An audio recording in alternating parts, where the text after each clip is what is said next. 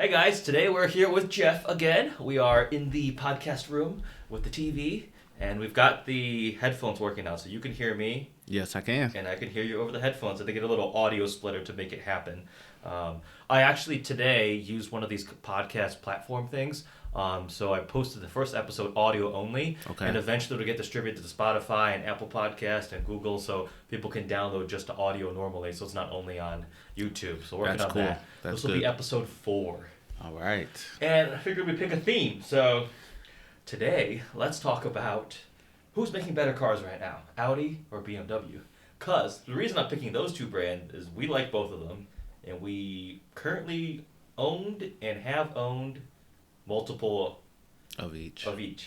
Yeah, so in my garage, obviously right now there's a 2016 Audi RS7. I've driven a lot of the new platforms. Used to have an R8, had a B8.5 S4. Used to have the i8, driven the 7 Series, X5Ms, M3, M5. You currently have the B9 RS5. Yes. And I previously had a B6 A4. Oh yeah. I didn't know you then. No, that's okay. And then BMW wise, you've been more of a BMW guy. So that's had a 535 2012. Okay. Then had the 15 650. Yes. And 2 X5s, a 14 X5 and a 19 X5. Yeah, currently. So right now you've got an RS product, and then you also have a BMW X5, which is awesome. Yeah. So the reason I want to talk about this with you is you made the plunge and bought an RS5, an Audi, and you're like, I'm still a BMW guy. I don't know if I did the right thing. I personally think right now that Audi is making cooler cars. I'm on camera. I think Audi is doing cooler things. I think the cars are better. I'm a little bit towards Audi. But the sales numbers, BMW killed it last year. Did you see with M? No. They led the sales in the segment. They I don't remember the exact percentage, but a massive percentage increase in sales. Okay. They beat out AMG. They definitely beat out Audi. Wow. So M sales were crazy, and M performance, so a X4, M Sport or whatever, also was crazy high. Which is all I've ever had is just the M Sports. So you haven't had the full M yet? Nope. Okay. I want that. You want it? I do. Why did you choose the RS5 over an M3 or an M5? Only reason I chose it over an M3 was because I knew the new model is coming out. They just redesigned the 3 Series, so it's going to be a new M next year. Yeah. So I kind of didn't want to buy a body style that's going to be out of date immediately. Immediately. Yeah. So that was the main reason against an M3. The M5, honestly, I felt was too close to what I already had. Having a 4-door BMW 6 Series Grand Coupe, it's like, well, if I'm going to get rid of this 4-door to get another 4-door. Okay. So I really wanted to just do something different. 90% of the time I'm in the car by myself. So I was like, I can do a coupe. I don't necessarily have a sedan. Having a Ram helps. Mm-hmm. So I was like, you know what, maybe I'll get a fun coupe. Really love the look of the RS5. Yeah. Ran into it for the first time I actually really looked at it was in Ohio at the Toy Barn. When we were down there, that red one, and it was sharp. And I was like, man, I never really paid attention too much to this car. And I really liked the looks of it. And so saw the performance numbers, and that was a plus too. I mean, the thing is quick. So I was like, you know what? I'm going to do something completely different. Let's get a coupe. I remember trying to keep up with you on the freeway in a 2-liter A5. I was like, no, come back. I think it's definitely quick. It is. And it sounds good. You put what exhaust? I did the AWE non-resonated touring exhaust. That sounds really good. Yeah, because it still has valves. It does. So yeah, you have that functionality. Yep. Yeah. So RS5, I love the RS7. So I would take an RS5 over the M3 and over a C63 in Michigan, which you haven't mentioned it, all-wheel drive. Yes. That's great. Yeah. I thought about an M5 or M6, the rear-wheel drive one. Yep. F10, and I talked to some guys who had them. Even in eco mode with all this, it's in snow tires, it can still get a little bit sketch. I was like, oh great. That's what I've heard. Because in the dry, it flashes a traction light. You take a corner at 25 and kind of give it 20% throttle, and it goes traction control. So in the snow and the rain, it's. Yeah, I've heard they're not the best. Yeah, so that's a slight actually a big advantage Quattro. Yes. I think it's awesome. For sure. Yeah. I mean, full-time 4-wheel drive, that is just To me, it's one of the funnest to drive, just because of you can just hammer all the time, pretty much. One of my big complaints with BMW, what's going on over there, is the styling just doesn't do it for me anymore. The I grill, agree. everybody's talked about it, but the grill is terrifyingly large now. It's insane. It looks stupid. And like the concept. Did you remember the concept? Yeah. Oh, I gotta pull that up. What was it called? Oh, I don't remember. Let's see. Yeah. Yeah. Oh, jeez. No. Yeah. It's. I mean, to me, it's kind of like, what the hell are you thinking? That who thought that was a good idea? Yeah, that is.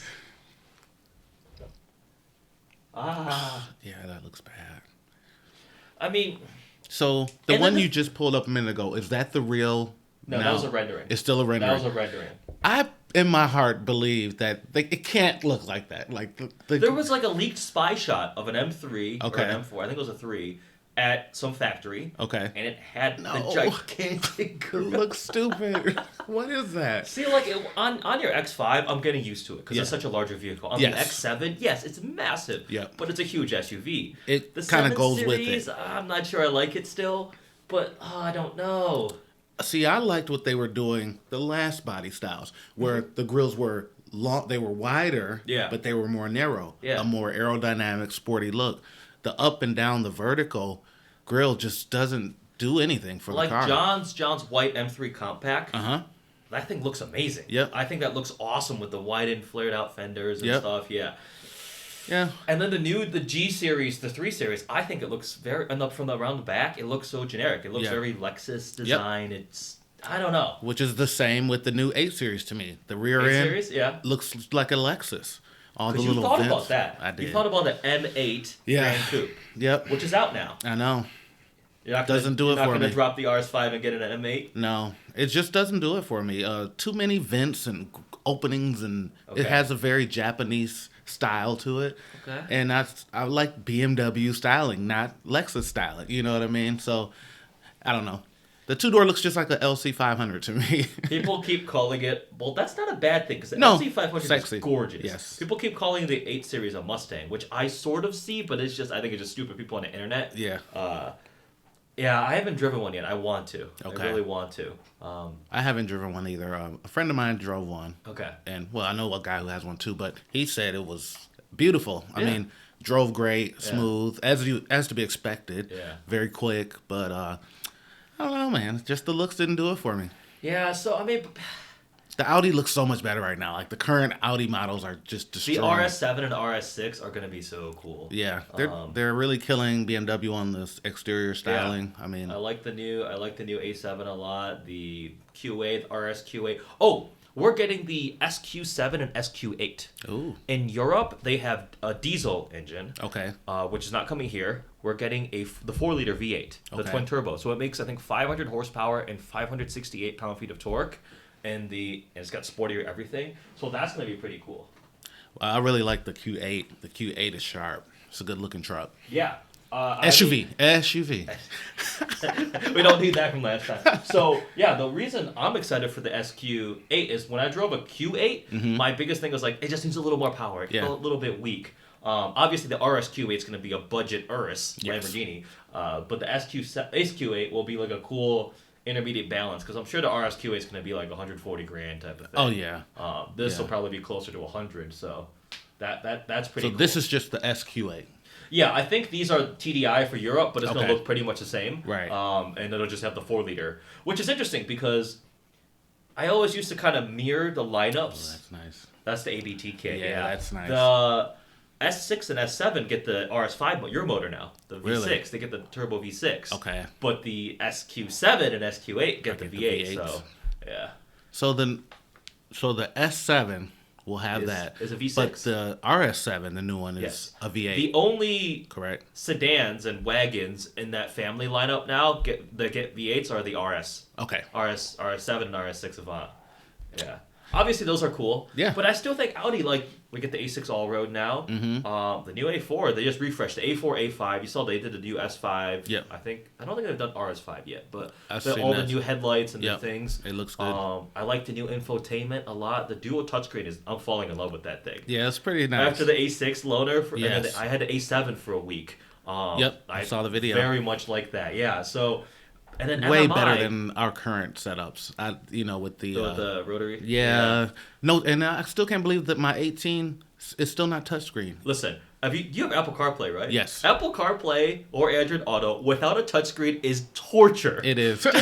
Try using your smartphone with Yeah. a rotary knob. It is pretty It's bad. so bad. Yeah. And I can't believe in 18 they still did not, and that was a new model, a new refresh, did not get the new screens. But hey, I deal with it. Yeah, that's why I think overall, everything considered, I think Audi's doing better than BMW. The sales numbers aren't there, though. I think BMW still outsells.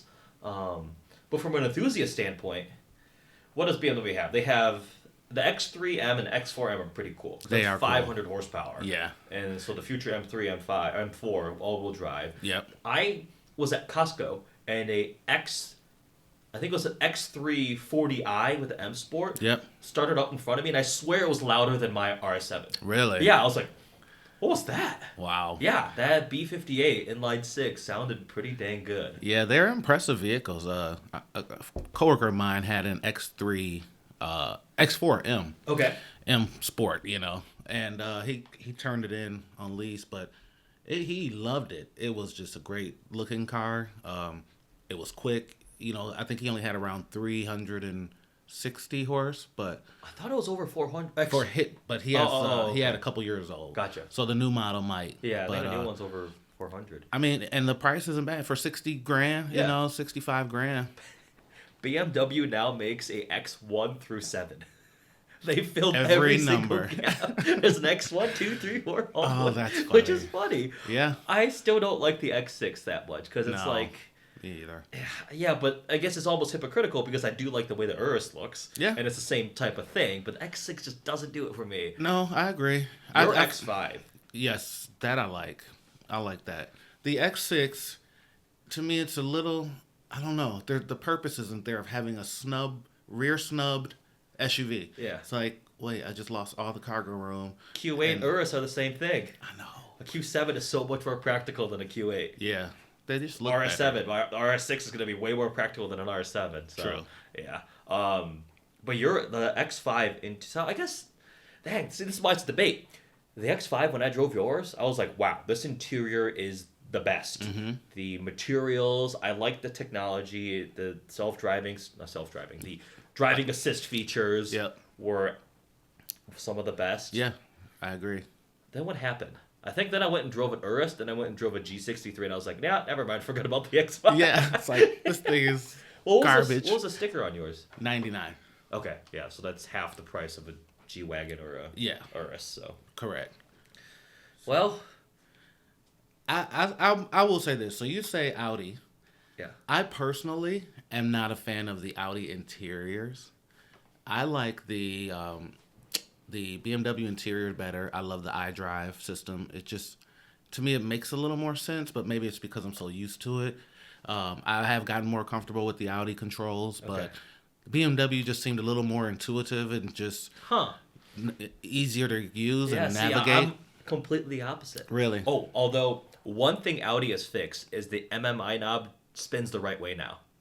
Before, it spun the opposite way. Of what so when I had the i8 and the S4, it was so confusing. I'd get in because they spun the different directions. I'm like, it was infuriating. Yeah. So Audi fixed that, so it's a little more intuitive for the direction that rotates now. But you like iDrive more. I do.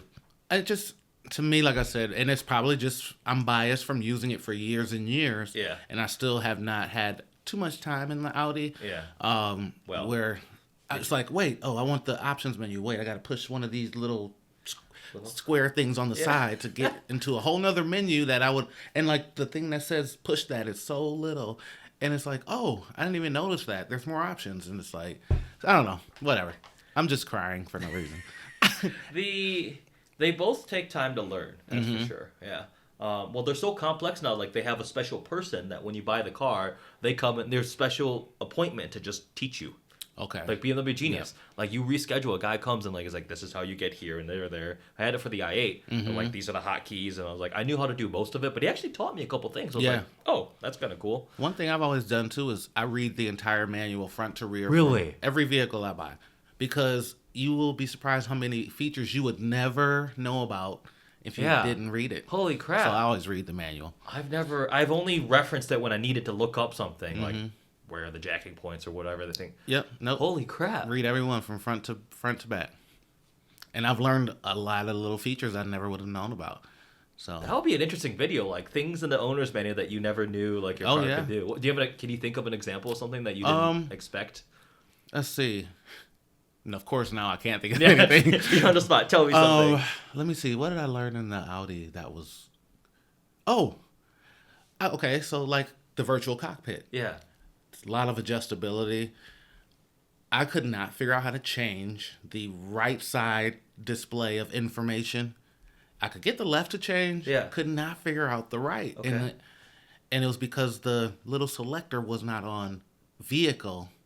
You know, I had it on like audio or something. Okay. And if you push the little button to change displays, if it's not set to vehicle, you can never adjust those to the different settings. Huh. So I had to go in the book for that. Yeah. And Did you figure out, because when you have CarPlay running and you have navigation in the center screen, the cluster will no longer show the maps. But how did you override that? So this only worked a couple times. I've only tried a couple times, and it worked a couple times. Was that, say you're already in the car, vehicle's on, using Apple CarPlay, then, you know, obviously the vehicle navigation stops functioning. Okay. And piggybacks off of the iPhone or Android or whatever. So I unplugged it while the car was running. Yeah. Navigation obviously switches back to the vehicle. Okay. Map comes up. I instantly plug it back up. And so now the map was still there and Apple CarPlay was up. Oh, that's... So, yeah, it was like a unplug and plug in while the car is already running. So that's like almost sort of cheating it. It's not functionality, it's designed in. Correct. They don't let you use the and it tells you like navigation functions are being used through your iPhone or whatever. So. Oh, that's interesting. So then you could get the Apple whatever the maps display, you're running on the entire front. Correct. Oh, that's kind of cool. Yeah. Yeah, that's... it was weird because we discussed it. I didn't know what was wrong with it. I thought something was broken. And I was he's like, I don't think you could do that. They don't do it. And I was like, oh, you're right. And then one day I got it going. I took a picture of it and sent it to him. Yeah, he was like, how did you figure that out? I couldn't get it. That's awesome. Yeah. One thing I will say disappointed me in the Audi. Okay. Okay, the sticker on the RS5 was 94.5. Holy crap. Okay. Every option, whatever. Yeah. It has a plastic dashboard and fabric roof. You sound like my friend Richard. Every time I pull up in the RS7, he pushes like the top trim and he goes, this should be plastic. No, this should be leather. It shouldn't. I feel like at that price point, there shouldn't be much plastic in the vehicle. Now, my 650 was, I think the sticker on that was 110. Mm-hmm. Full leather wrap dash, full Alcantara headliner. Roof. Yes, I mean, it's not that big of a price difference. So, I agree with you. It's kind of disappointing, but that's why there's like different stages. That's why, as cool as the RS3 platform is, that engine is amazing. There's only so much you can do to make it nicer by slapping carbon and trim stuff on it, leather. Because at the base, it's still an A3. So you're on the 5 platform. You're on the A4, A5. Yes, technically, yeah. You're on the A4, A5 platform. Right. Your 6 Series was on the equivalent 5 Series, 6 Series, like A7, S7, RS7, that A6 type of thing. So it's like the hierarchy. Now yours is your dash? My dash is, I think, wrapped or plastic? squishy leather. I don't think it's leather. That's why one of my friends complains. He goes, this is stupid. It's $130,000 car. Exactly. And so to me, that is just, I don't know. Because on the M3, you can option extended leather. Doesn't the RS5 have an extended? I don't believe so. The M3 has like an extended leather pack where you can have it on the dash, I think. I think John's, that's the only option he didn't have on his comp pack. Yeah, I mean, it's valid, but how often are you touching your dash? I look at it, though, and the plastic just doesn't look very nice. I don't know. But everything else, like the doors are, well, they're plastic, too. Yeah. But Alcantara on the, inside of the doors, the handles, the armrests are leather wrapped. You know, you got carbon everywhere, and you just got these hard plastic points around. So it's interesting you said that, because Mobeen was getting rid of his Alfa Romeo, and he went to look at an RS5, and he texted me and a couple friends in the group, he's like, the interior was horrible. I was like, what do you mean? It's pretty nice, and he was not happy with it. Now, I got experience in a lot of different higher-end vehicles, so he ended up getting an E63, which the interior was definitely a step Beautiful. up. Yeah. So, yeah, that's But I guess you make a valid point. I'm almost putting that car maybe out of its group, like you said. 90 grand is an expensive car, brand new. That's what I agree, and I don't feel there should be Any plastics on the inside? not really, not very few. Yeah. And for a sports car, to me, to not have a Alcantara headliner, Yeah. I don't The know. Durango SRT I'm driving right now has suede headliner. Yeah. Suede, whatchamacallit, sun visors and everything. And that's half the price. You know what I mean? No, guess how much that Durango SRT sticker on, the one I have right now? Well, it's probably, what, 70? 78 grand. Oh. I know, I saw it and I was like, whoa. I mean, it's fully loaded. It's got the rear seat entertainment. Yeah. It's got the premium interior, all the tech stuff. Yep. Trailer, whatever, the paint, the wheels. I was like, when I saw it, I was like, 78 grand? That's a lot. What? Now, But guessing there might be some discounts on it and stuff like that. And Yeah. dude, that thing sounds so good. oh yeah, Durango, and the it's a 6.4 Hemi. what is it, 500 horse almost? 475 and 470 pound-feet of torque. Yeah. I mean, for It's plenty. for under 80 grand. Yeah, That's that's not true. bad. And it's better than a minivan. Yes, I exactly. was supposed to have a Pacifica hybrid next week. Ooh. But I have to fly out of town, so I canceled it. But I'm like, You're like, maybe one day I'll get to that. I was like, this will be funny. I want to try out a Pacifica hybrid and see. My friend Colin made a point that it could get views because there are so many more people who want to buy a Pacifica hybrid And that is true. than a $80,000 blah blah. You know, it's a I've normal noticed car. some comments in some of your videos where people are like, "Hey, why don't you review Something affordable." yes, and I think when you did my Ram, Yeah. or the Ram, I think Yeah. you did your Ram, The right? Rebel. Yes, Yeah. And if somebody I noticed said, "Do more videos like this, Yeah. stuff I can actually buy." Yeah. and I get that to a certain extent. So I've got the diesel Wrangler coming soon. That's That's cool. affordable. That's a Yeah. normal-ish vehicle. Yeah.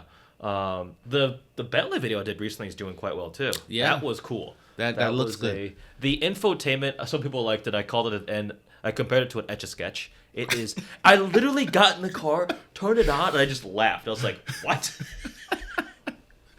Oh, that's funny. It's a 2010, and it was so bad even for 2010. Yeah, it felt like a 04. Yeah, it felt like it probably was an 04 Audi Correct. system or something. I was like, no way. Yeah. But everything else was amazing. It still Right. felt very solid. It had 50,000 miles on it. That W12, it was Oh. stupid fast. Yeah, you can't. Stupid I mean, fast. and honestly, for 60 grand, that's a hard car to beat. Like, My problem was the perception of the people who buy used Bentley because they're so affordable now. You get it even older. If you get like an 05, Syed actually has an 05 with less miles than that one, but it's like 40 grand, I think. right. People who are buying 40 to 50 And they grand, look like the new ones. exactly to try to look baller. I'm like, Yeah. I don't know if I want to No. be roped in the same thing because a lot of times I see a Continental GT, I'm like, I know that's a really awesome car, but I also know that costs as much as the brand new E-Class now, Correct. and the ownership cost is like Probably very another scary. 20, 30 grand. Yeah. But it was fast. Mhm. It sounded good. Yep. It looked good. It was comfortable. What was the coolest car you drove last year? What was your favorite? That you're gonna say your McLaren. I was trying to think, like, man, what did I drive that was funner and cooler than that? And I can't really think of much, but I don't get to drive as many cars as you. What about Mark's 458 Spider? Yes. Did you like it? You didn't like it. Obviously, if you liked it more, you probably would have traded. Well, no, I actually haven't driven that since I've had the McLaren. I drove that a couple years ago, and that's what made me buy the McLaren. Oh yeah, I was gonna wait another year before I bought an exotic, and then Mark was nice enough to allow me to drive the 458. Beautiful summer day. Yeah. We were coming from somewhere, and on 275, and I got to hit it and just Yeah. feel the power, and just I was hooked. I said, Wait, was that the day that we went to dinner at the Rusty Bucket in Northville? Because that's the day I drove it. I took Stacy yes, for a ride in it. So I think that's the same day. You drove it earlier. I drove it earlier, and then we I all took went to Stacy eat. on Heinz Drive. Yep. Did I still have the i8? No. What the heck was I driving? No, I had what the did you- R8. I don't even remember anymore. I think at that point you had the S4. Okay, so just down to the S4. Yep. The Turbo S was also really nice. The Turbo S is crazy. Yeah, 911 Turbo S cab. I did drive that insanely fast. Yeah. Insane on takeoff. Yeah. You know, man, you really can't go wrong with any of those. I mean, the 458 really impressed me a lot. And it made me, it showed me like, and I had driven some older stuff. I had driven a Gallardo. I had driven a 360. And no, actually it was a 430. And they felt a little underpowered from what I expected. But these new, the newer ones like a 458 or a 488 or pretty much anything in the McLaren lineup and a Huracan, they're just on a whole different level now of speed, control, just how good they feel at speed, how they handle, and after that day I went home and I instantly started looking up McLarens. I know that feeling. I told Stacy, I was like, I think I'm gonna get one this year. I'm not waiting till next year. It's just so sweet. Like it's just the greatest feeling. One of my determination if I really really like the car is, do I go search for used ones after I'm done driving it? Yes. So I think the last one that really I was like, oh my god, was the AMG GTS. I drove that. I was like, whoa, this. I mean, it's also cars within reason. I've driven cars that are $300,000 that went. I like this a lot, but I know I can't buy one. Yeah, so I'm not gonna bother. So the AMG GTS, I drove that. I was like, wow, that is affordable too. They're like $80,000 now. You can get a pretty good one. Oh, I was know. like, that'd be a cool R8 replacement. Which is weird to me that you never see them. It is still so rare. Yeah, I never see them on the road. I mean, remember, they start at $150,000. It's an expensive vehicle. For sure. And they've come down to a pretty good value. I have 2 friends who own those. Yes. And they're pretty awesome. They're one of my favorite cars. They're just good-looking vehicles. Yeah. And they have the performance. Mm-hmm. So. I've been missing R8 recently, though. I'm sure you have. I was looking at used ones. I was like, what if I bought a cheap V8, just mess around with it? Why? Don't do that. Get a Jag S-Type. Fun. Okay, that's really cheap. F-Type, I mean. Get the F-Type. I still, that's like a $35,000 toy to mess around. Yeah. We'll see. What was the best car I drove last year? Oh, that's hard. You've driven a lot of cars. Yeah, 488 Spider surprised me. I tracked the 488 and then on the street, 2 different ones, and I was surprised how much I liked it. Yeah. I was expecting to be like, oh, the 458 is so much better. Yeah, it's a little faster, but I was like, oh, this is actually very nice. Yeah. Yeah, on the track it was quite enjoyable. I liked it more than the Huracan. Okay. That's just maybe my driving style and stuff. Right. I did get to drive the McLaren this last summer, my McLaren on M1. Oh, really? Which was really fun. Yeah. That was my first time tracking it. Okay. And I was very impressed with how it handled. Yeah. I mean, you push the limits a little can push it, yeah. and that thing holds on. Yeah. And I got a little rear end play a few turns, but it, won't let you kill yourself, which it's a smart car. So the new ones have the variable drift control, which allows you to how much to step out and everything. Oh, that's awesome. The easiest way for me to see what I drove this year is just look at my videos. That's even easier. The 992 Porsche was nice. I'm glad you brought that up because that is all over my radar. Really? 992? I love it. Totally love it. Okay. Love it. The tech almost is starting to get in the way of itself. Okay. So it has a lot. Mm-hmm. And the sensing doors to open works maybe 60% of the time. Ooh. And that's from my experience with the car, also the owner. He was like, he's got this whole little dance. He's like, he has the key in the pocket closest to the door, and he'll jiggle it as he's approaching so the car kind of wakes up. And then there are times when I stood at the door, I'm just like, please let me in. Please let me in. And now, again, these are little examples we talked about in the video, but HomeLink has no button. It's all through the central PCM now, the entertainment, infotainment stuff. Oh, that takes too long to get through. Exactly. On cold starts in the morning, it will take 10-15 seconds to boot up. And if you're trying to leave, it's only 10-15 seconds, but when you're sitting there in your driver, it feels like forever. Right, yeah. And it's just little things that are pet peeves of his for the 992. But driving-wise, it was stupid fast. Yeah. Given that it only has... was it, a 4S? Yeah. It was a C4S convertible cabriolet. Okay. whatever the power level is, this thing did 0 to 60 in like 3 seconds. I know. It was crazy fast for only that power. It sounded really good with the new sport exhaust. Yeah, so I mean, I liked it a lot. I love that car. It really is just beautiful. It does things so well. Yeah. But also gets so expensive. I think his was 160 grand, I think, was a sticker. Well, I believe it. I've been to the Porsche dealership up on Grand River twice in the last month and a half. Yeah. Just kind of putzing around, kicking tires, looking at the new one, talking about it. And they had that beautiful new furnish green color. That was his Aventurin green. Yes. That beautiful. Color. Yeah. Had the same color interior. Yeah. It was brand new.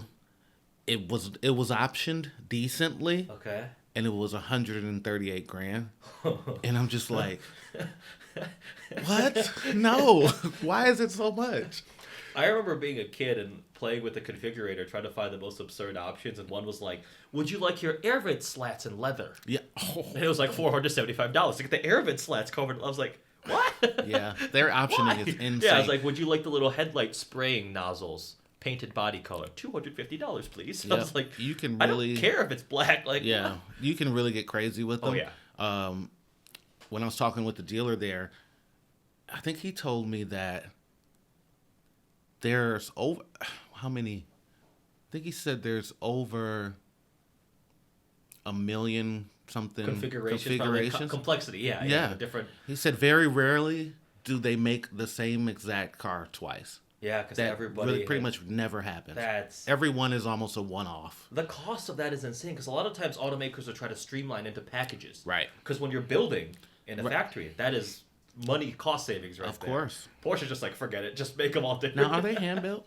No, I mean there's people in the line, but no, they're not. Okay. Yeah, assembly line. It's not that special. Yeah. Which I think is better. Just that's why they're built better. Right. Hand built almost always means things might go wrong. Oh yeah. Yeah. That guy was sleepy on Monday. He missed a screw here.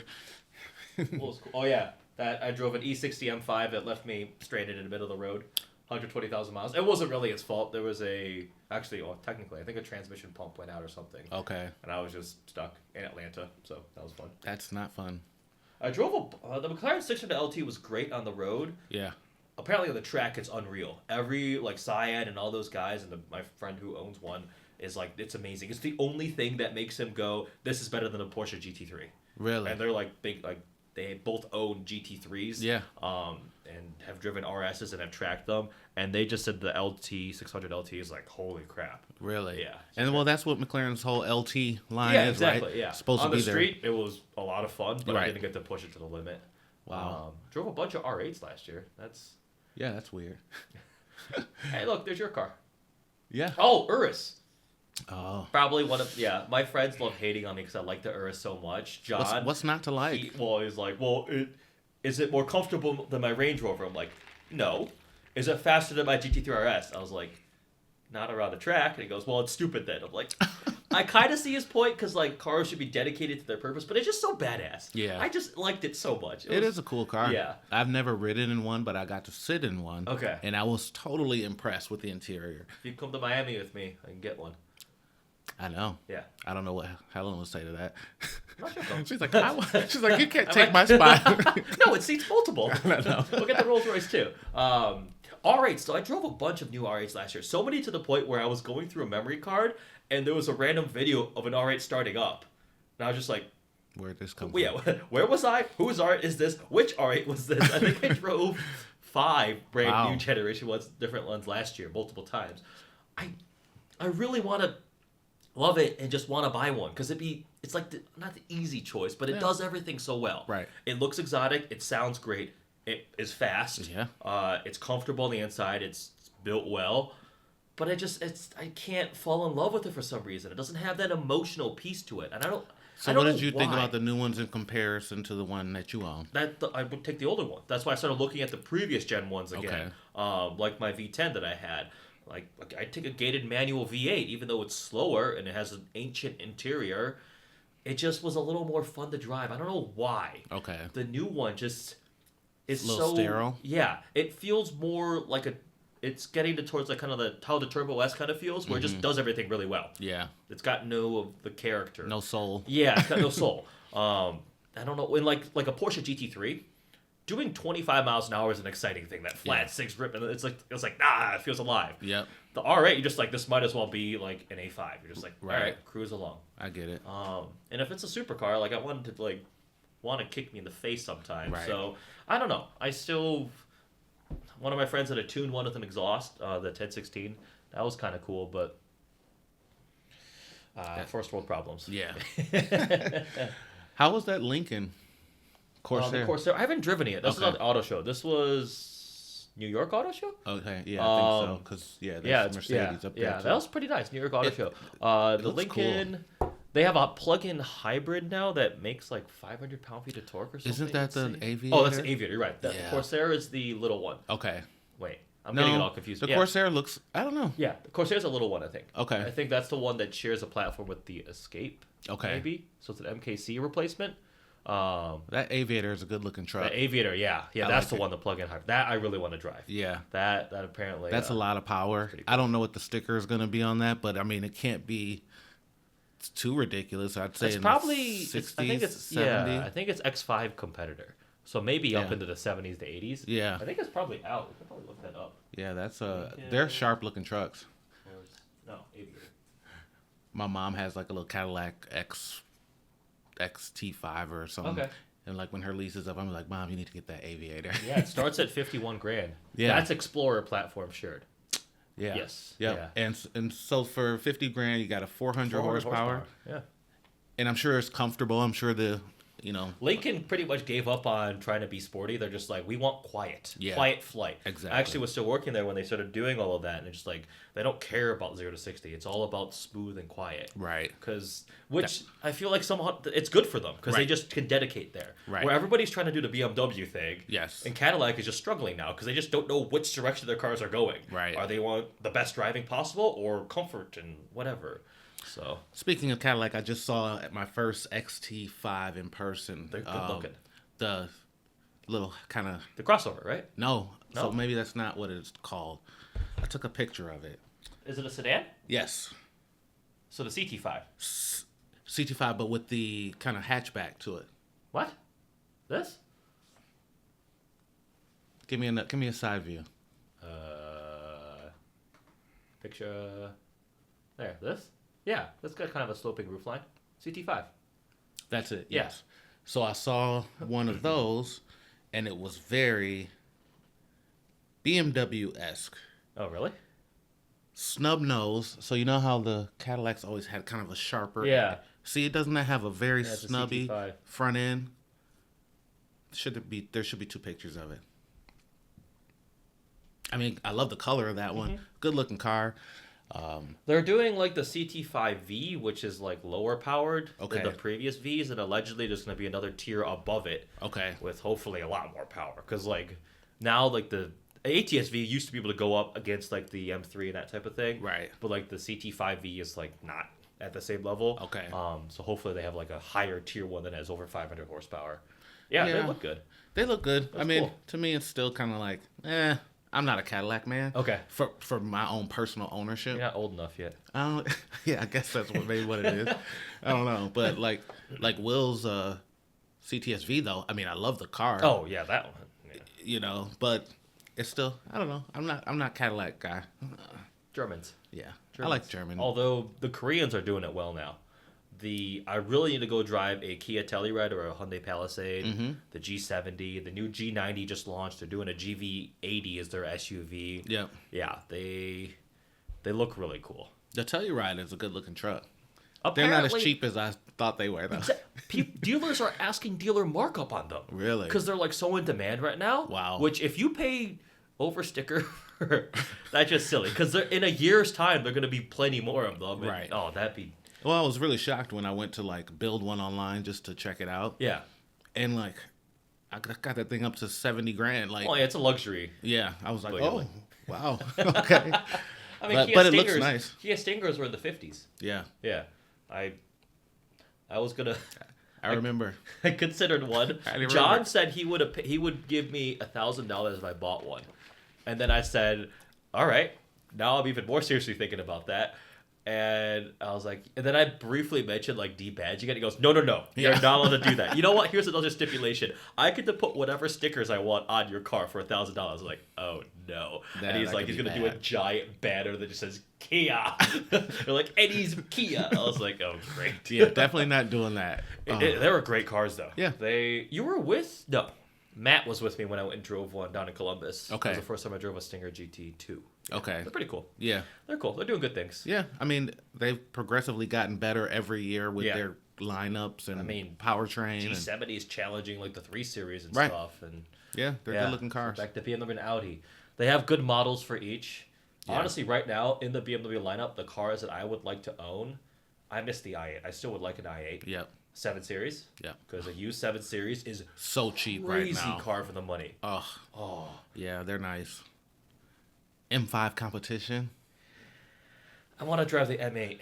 After having a car like the RS7, just the regular sedan, I don't know if I could do it anymore because it just looks so ordinary. Just normal. Yeah. Yeah. I think the M5, the new M5 versus the regular 5 Series differences like design is less so than the previous gen. Does that make sense? Yes. Yeah. When you see an M5, you're like, do you know how you can tell? Because of the wheel. Like, it's got bigger wheels. Yeah. Like that's really it. Yeah. There's not a whole lot of exhaust. Okay. Yeah. Previously, like if you saw like a regular 5 Series or an F10 M5, you're like, oh. You could tell right away. It's way more aggressive. Now we're just like, yeah. I would take the swoopy 4-door coupe. So that's a car I've been considering getting out M5 of the comp after the RS5. Yeah, and I mean just power aspect, 617 horse. Like, you can make it 4-wheel drive or rear. It's just. But you always said that the X5 was gonna get replaced by the new X5M. Yes, that is gonna be. Just do that. What? But that's my wife's car. I don't get to drive that very much. Oh, really? No. Oh, she just bubbled a tire too, didn't she? Exploded a tire almost. It blew? No, it didn't. I don't know how. It was like hanging on by a. Oh, that's like happened to one of mine in the RS7. How much was it? It was a winter tire, right? Yeah, it was a rear. Of course, it was a rear, more expensive. Yeah. Pirelli, Winter, Scorpion. Okay. So they're like $530 a tire. Yeah, my RS7 winter tire was I think 400 something a tire. I was like, no. It's just ridiculous. No. And so it really sucks being here in Michigan how bad our roads are. That you're paying all this money and at any given moment this thing could just get destroyed. So it's frustrating, but everybody says just go down to like 17s in the winter with the nice bigger. And I'm like, yeah, but that looks stupid. I mean, I downsized to 20s on mine. Yeah, 1 inch. Yeah. You downsize 1 inch. 20-inch wheels on a sedan still look darn Yeah, good. okay, fine. Yeah. 17s or 18s on that X5 with the huge wheel wells. Have these big bubble tires. I'm sorry. Stacy would not go for that. That's like when you see Range Rovers on base wheels, you're it's like, what's wrong with that thing? It's only on 18s? What the heck? Yeah, it doesn't look good. Yeah. So, but we deal with it, right? Michigan problems. Yeah. More sidewall is always better. That's why the new RS6 has optional 22-inch wheels. Really? Wow. That's too big. That's big. Urus goes up to 23s. Yep. Cullinan, I think. I saw Cullinan in Vegas when I was leaving 23s on that thing from the factory. They're huge. But you know what? The Urus, even with the 23s, has a decent sidewall. Does it? I think it might be still like 30, 35. You sure? Maybe. I don't know. It seems like they're bigger than the ones on the X5. Because I was pretty surprised when I looked at the... Okay, so the 21s have a 45. Okay. What about 23-inch?